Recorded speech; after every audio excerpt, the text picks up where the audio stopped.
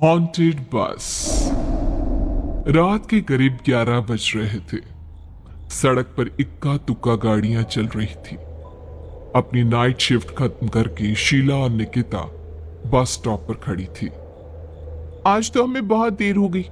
पता नहीं घर जाने के लिए हमें कोई साधन मिलेगा भी या नहीं।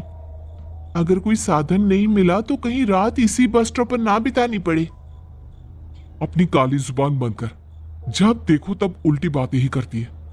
अरे कुछ देर रुक जाना, कुछ ना कुछ मिल ही जाएगा। लेकिन काफी देर तक इंतजार करने के बाद भी उन्हें कोई बस नहीं मिलती। धीरे धीरे समय के साथ साथ सड़क पर चलने वाली गाड़ियों का दिखना भी बंद हो जाता है। अरे ये देख, अब तो सड़क पर एक भी गाड़ी नहीं दिख रही। दूर दूर तक गाड़ी और किसी इंसान का नामो निशान नहीं है। एक काम करते हैं, वापस अपने ऑफिस चलते हैं। हम दोनों आज रात वहीं गुजार लेंगे। देख, तुझे अच्छी तरह पता है 10 बजे के बाद चौकीदार ऑफिस के मेन गेट पर ताला लगाकर अपने घर चला जाता है। ऑफिस जाने का कोई फायदा नहीं है। इस सुनसान सड़क को देख मुझे बहुत घबराहट हो रही है।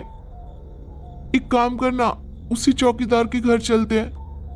वो भी तो परिवार वाला है।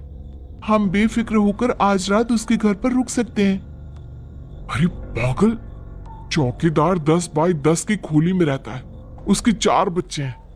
भला वो हमें अपने घर में कौन सी जगह देगा। अब तू ना ये बेकार की बातें बंद कर और चुपचाप खड़ी रह। शायद कोई लिफ्ट ही मिल जाए।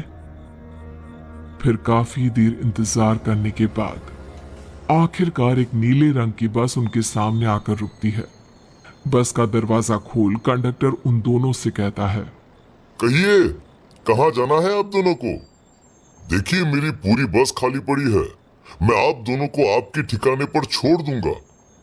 इतना कहकर कंडक्टर मुंह में भरे पान की पिचकारी सड़क पर दे मारता है। निकिता, लोगों का कहना है कि कुछ महीने पहले इसी तरह अंधेरी रात में एक नीली बस के अंदर कुछ बदमाशों ने एक जवान लड़की की हत्या कर दी थी। इस बस का रंग भी नीला है। कहीं ये वही बस तो नहीं? कंडक्टर शीला की बात सुन लेता है और मुस्कुराते हुए कहता है,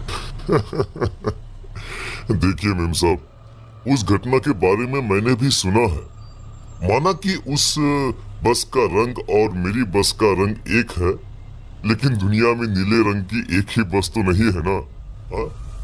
ये तो सिर्फ एक इत्तेफाक है। देखिए, हमारी बस में एक मेम साहब पहले से ही बैठी हैं। चाहे तो अब देख लीजिए। निकिता गर्दन उठाकर देखती है तो बस के पीछे वाले हिस्से में एक लड़की कंबल ओढ़े बैठी हुई थी। सही तो बोल रहे हैं भैया, बस में पहले से एक लड़की बैठी है। चल अब हम भी बैठ जाते हैं, वैसे भी बहुत देर हो गई है। अरे ठहर जाना निकिता, मुझे डर लग रहा है। अरे तुझे इतना ही डर लग रहा है तो तू यहीं खड़ी रहे, मैं तो चली। अरे तुम मुझे छोड़कर कहाँ जा रही है? मैं भी चलती हूँ। दोनों बस में जाकर बैठ जाती हैं। देखते ही देखते ड्राइवर बस को तेज रफ्तार में चलाना शुरू कर देता है। तभी शीला की नजर पीछे वाली सीट पर अकेली बैठी लड़की पर पड़ती है। उस लड़की की लाल आंखें और उसका आधा जला हुआ चेहरा देखकर शीला घबरा जाती है। सुन निकिता, हमारे पीछे जो लड़की बैठी है ना, उसकी आंखें एकदम खून की तरह लाल और चेहरा किसी चुड़ैल की तरह डरावना दिख रहा है। अरे छोड़ ना, कौन कैसा दिखता है? मुझे इन सब बातों में कोई दिलचस्पी नहीं है। मैं थोड़ी देर झपकी लेना चाहती हूँ, इसलिए अब तू अपनी बड़बड़ बंद कर प्लीज। बेफिक्र निकिता अपनी आंखें बंद करके बैठ जाती है। दूसरी ओर बस जंगल के रास्ते में पहुंची है। चारों तरफ घना अंधेरा और साथ ही जंगल में मौजूद जंगली जानवरों की डरावनी आवाजें शीला को और भी ज्यादा डराए जा रही थी। थोड़ी ही देर में बस एक बरगद के पेड़ के पास से गुजरती है। तभी अचानक बरगद की डाल पर बैठी एक बिल्ली कूदकर खिड़की के रास्ते शीला की गोद में आ गिरती है। मर गई रे, बचाओ मुझे, कोई बचाओ। शीला के चिल्लाने की वजह से निकिता की आंख खुल जाती है और वो भी घबराकर इधर उधर देखने लगती है। तभी पीछे वाली सीट पर बैठी लड़की उठकर शीला के पास आती है और बिना कुछ कहे उस बिल्ली को शीला की गोद से उठा उसे सहलाते हुए अपनी गोद में लेकर वापस अपनी सीट पर जाकर बैठ जाती है। अरे शीला, तू बहुत ही डरपोक है, जरा जरा सी बात पर उछल पड़ती है। मैं कल से अकेले ही सफर करूंगी। अरे मैं क्या करूं, वो बिल्ली अचानक मेरी गोद में आ गिरी। अपनी बकवास बंद कर और मुझे चैन से सोने दे। इस तरह शीला को डांटकर निकिता फिर सो जाती है, पर तभी अचानक एक झटके से ब्रेक लगाकर ड्राइवर बस को रोकता है।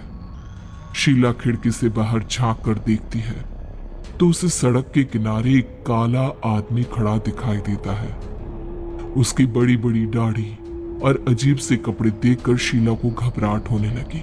क्या हुआ ड्राइवर भैया, आपने बस क्यों रोक दी? अरे वो देखो, वहाँ वो सड़क के किनारे एक आदमी खड़ा है, उसी के लिए मैंने बस रुकवाई है। शीला निकिता को धक्का देकर नींद से जगाती है। अरे अब क्या हुआ?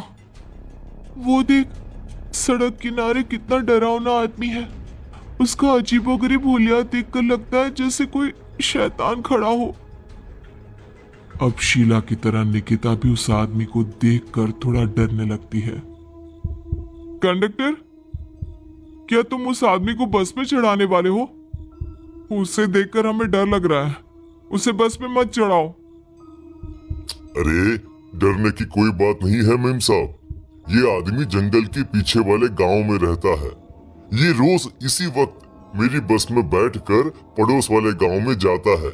और वैसे भी ये बेचारा गूंगा है। अगर आप लोगों को डर लगता है तो मैं इसे ड्राइवर के बगल में बिठा देता हूँ। ओह अच्छा, ठीक है। फिर कंडक्टर का इशारा पाते ही वो आदमी बस में सवार हो जाता है। ड्राइवर दोबारा एक्सीलेटर पर जोर देकर बस को आगे बढ़ाता है। थोड़ी ही देर में बस एक घाटी पर चढ़ती है।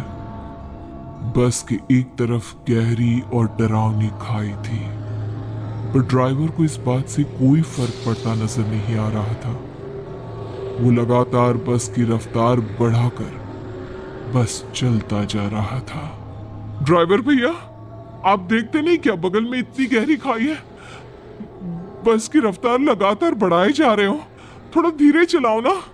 अरे मेम साहब, घबराने की कोई बात नहीं है, ये तो मेरा रोज का काम है। मैं तो यहाँ इसी रफ्तार से बस चलाता हूँ। आप बेफिक्र होकर अपनी सीट पर बैठ जाइए, आपको कुछ नहीं होगा। ड्राइवर के कहने पर निकिता शांति से बैठ जाती है। कुछ दूर चलने पर अचानक ड्राइवर बस को सड़क के किनारे रोक देता है। शीला एक बार फिर खिड़की के बाहर झांक कर देखती है, लेकिन इस बार उसे कहीं कोई दिखाई नहीं देता। अरे अब क्या हुआ? तुमने बस क्यों रोक दी? यहाँ तो दूर दूर तक कोई भी नहीं दिखाई दे रहा। ड्राइवर उसकी बात का कोई जवाब नहीं देता, पर कंडक्टर बोल पड़ता है।